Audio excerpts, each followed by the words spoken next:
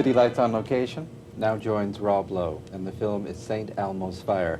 I just said to you before we began that it's a pleasure to meet you because I felt that for almost a year we almost had this conversation in Toronto. That's right. We have had to meet in Chicago. I know. To Secret speak. rendezvous, you know. You know, I thought, Rob, when I met you, that you'd have on your new shoes from Fred Siegel's in Los Angeles. No, these actually are special shoes. They say, instead of Nike on the back, they say Billy the Kid, and they're custom-made shoes. So you should be impressed with this. I am. Oh, good. I am.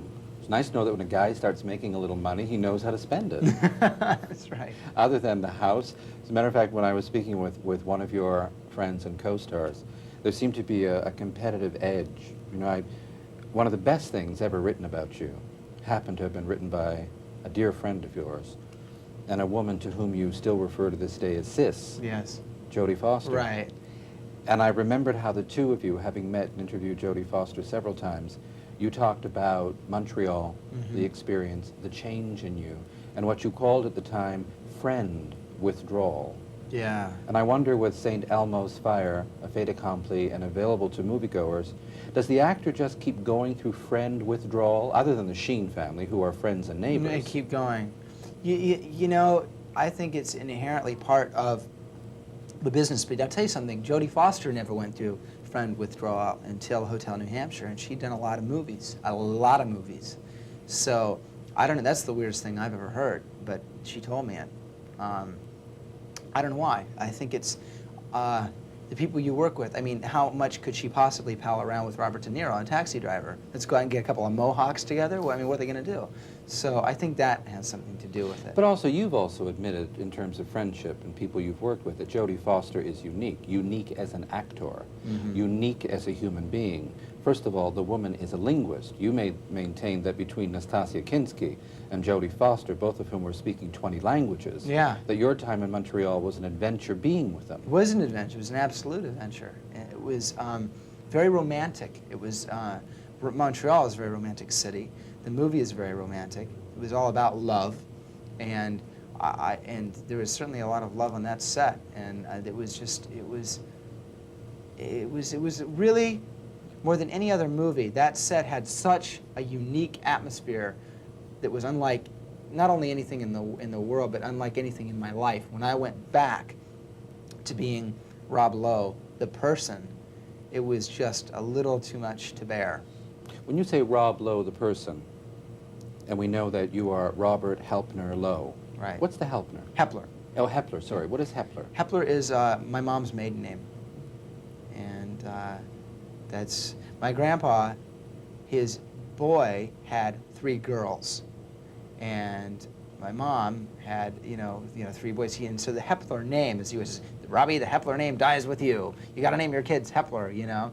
And so this is the end of a family name, and so that's my middle name.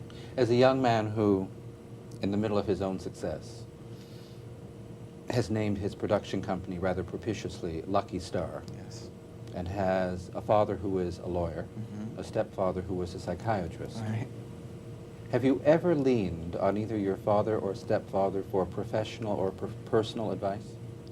Yes. Oh, yeah. I mean, it's the most convenient thing. I haven't been to a doctor in years, number one. I mean, no need.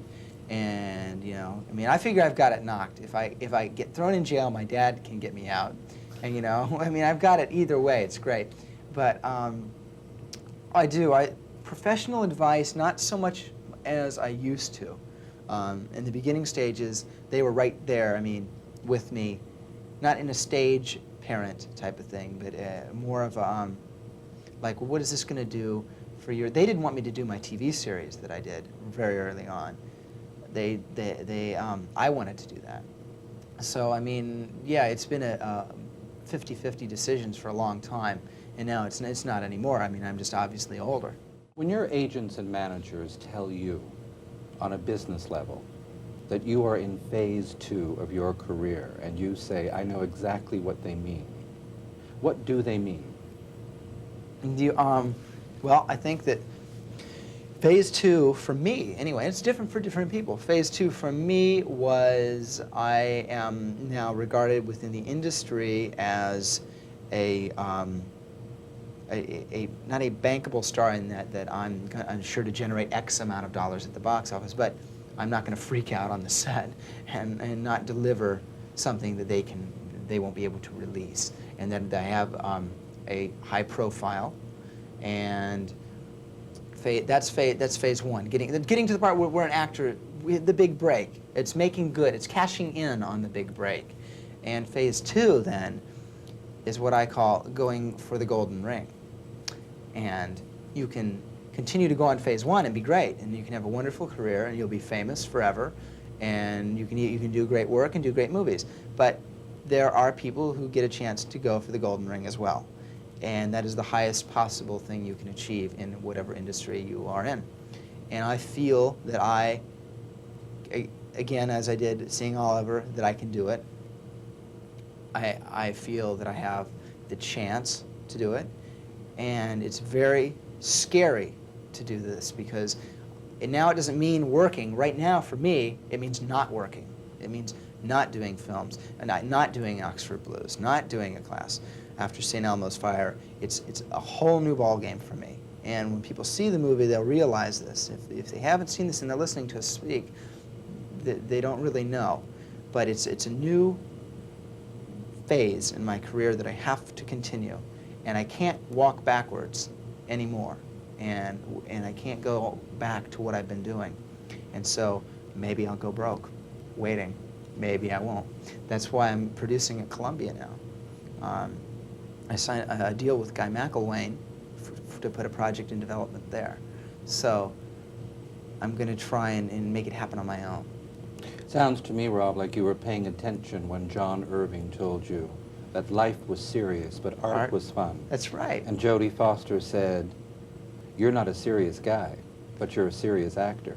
That was the greatest thing. That's the one thing I wanted people to know about me, because you know, I thought for a long time people didn't take me seriously as an actor because I'm not a serious guy.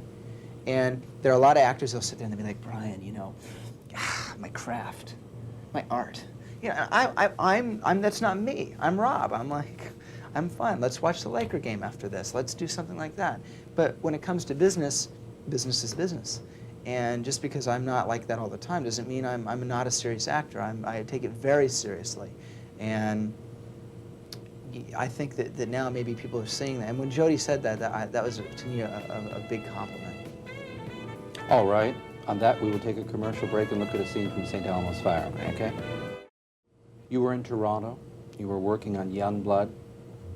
You were working on Young Blood, and you were saying that you hoped that Young Blood would do for skating what Raging Bull and Rocky had done for boxing, and that you were hoping, after your experiences with Orion, which is a company one should know better than to mention in front of you.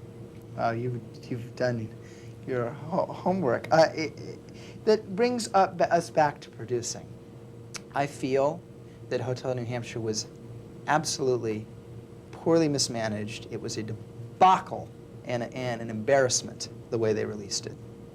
And those kind of things make a person so angry, even to this moment, that is why I want to be a producer, because a film like that should not have come out at the time it did. It should not have come out in the number of theaters it did. It should not have certainly had an ad campaign with a cartoon bear. I mean, I'm still flabbergasted when I think about it. So, Rob, it's remarks like that, and it's that kind of passion that provokes people into doing a comparative study of you at this point with the career of Warren Beatty, and however much you may reject it, your references and your business acumen about demographics, the A keys, agate lineage in newspapers, your awareness of a breakdown of your markets and the marketplace, the formation of Lucky Star Productions, your meetings with Guy McElwain, the fact that you are an unusually physically attractive man, which is a major contributing factor to your initial success, and I say that respectfully and advisedly, but when you reject, you talk about Warren Beatty and you say, Warren Beatty, one movie every 5 years, Burt Reynolds, he works too much, there's got to be something in between. Right, exactly. But it's, you know, you reject these comparative studies, and yet I can see why people find them in you. You're an actor, producer, businessman, and you want it all. I mean, I think of you being in Toronto and saying, Joel Schumacher is going to take me back to California. I'll go back to California. We're going to go up a hill. We're going to smoke and scream and smoke until my voice sounds like Lauren Bacall's. That's right. We were going to do that, and you have to ask Joel why we didn't do that. There is a scene where my voice is really, it's totally thrashed up. Sure, you're out all night with Springsteen. We know. I can't deliver any like bombshells on your show. Listen, you tried to meet the boss in Toronto. You had a long talk with his manager. That's right. You got home to L.A. and you met. That's right. So you and Melissa went out all night, and there went your voice. And there went my voice. I mean, what can I say? There's certain things in life I figure that will last forever. Film being one of them. And I'm just now realizing the full extent of that. And the other thing are memories, and certain memories. And being with Springsteen, I knew that I had, if I were being totally responsible, I should go home. I should not stay with Bruce Springsteen and talk with him. But there was no way I was going to get dragged out of that room, because it's something I'll remember till like the day I die, right? And so, I mean, nothing at that moment was more important to me. And so those are the great things, the things that I cherish, are memories that, that's one of the best things about the business. People say, what do you like? Is it the sunglasses and the sushi, right? No, it's the people you meet. You know, one of the reasons that I think your work is good in St. Elmo's Fire is because I'm sitting in front of a man, you are now 21. Mm-hmm. Billy Hicks is 23. Right. So you're playing an older man. That's true. Chronologically. That is true. However, as a man, you as a man, who from the age of 9, or from the work experience at 8, knew exactly what he wanted to do with his life. That's right. And you can talk about the effect that Oliver had on you as a child in the audience. We can talk about moving to Dayton. We can talk about the fact that before you were 13, you had appeared in 30 stage productions. That's right, yeah. Here we have you on screen, playing a young man who is confused, emotionally distraught, in transition, coming from a man who has had a course so clearly charted, it's almost astronomical. Or, is that the term I mean? Astronomy. I mean, it's like you're being guided. Yeah. It seems to me that's the challenge, to play confused, lost, and drifting while you're on a clear course. Exactly. It was for me, because I, not only, as you alluded to, I've never really been confused about what I wanted to do, but I didn't have any sympathy for people who didn't know what they wanted to do really early. None.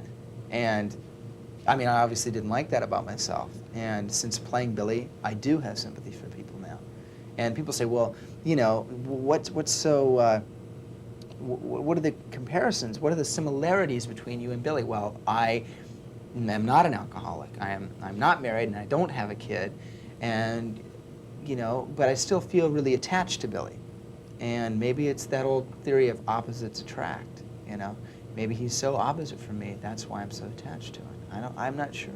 As a man who put all those months and all that effort into playing jazz saxophone, as an actor, producer, who has always wanted to do musical comedy so you could be closer to you, and as a man who has discussed starring in the life story of a rock and roller like Eddie Cochran, what are you going to do about it? You going to play Eddie Cochran? You going to keep the jazz saxophone going? I'm going to, the Eddie Cochran story is definitely in the works. And that's kind of been my pet project. And the jazz saxophone, I'm still pecking away at it, trying to get to be as good as I look playing it on screen in St. Elmo's Fire. That I've got it. See, that's the thing with the Eddie Cochran story is I have to sing, I have to play, and I have to feel as comfortable with the instrument as I did in the saxophone. And my coach in Toronto, John Pantishin, is instrumental in helping me be comfortable with the horn. I can still, when I close my eyes, I can feel it in my hands. Do you know when you're that comfortable with a certain, it may be equipment or your car or a basketball? That's what I feel, and that's what you have to be. And that's what I have to be with a guitar, and I'm not at all now, but I will be. When you talk the way you do about young blood, you know, when you graduated from high school, and you were accepted by UCLA, and the plan was you were going to enter UCLA and study film. You can say at this point in your life at 21, well, in terms of education, how many people can say they've been a jazz saxophonist, a hockey star? How many people have rowed for Oxford? Right. How many people have done what I have done? But at the same time, you express a sense of intimidation about the intellect of a friend like Jodie Foster, saying, I thought Hotel New Hampshire would be her last film. It comes so easy to her. She's so bright. She wants to write and she wants to eat. So she never has to worry about her weight. Yeah. Do you feel a sense of intellectual inferiority over not pursuing the academic area? I'm not minimizing your success. No, I'm just saying no. you meant to go to UCLA. Yes. No, I do. And then, but then again, I guess I don't enough to pursue it. So, I mean, Jodie reads like you wouldn't believe, and I say, you know, I wish I could do that. I mean, I remember being at gunpoint, being forced to read A Heart of Darkness in high school, and just, you know, and I loved it. I mean, I loved it when I finished it. I hated reading it, and that's the problem with me. You know, No gun to your head when you read Paradise Lost.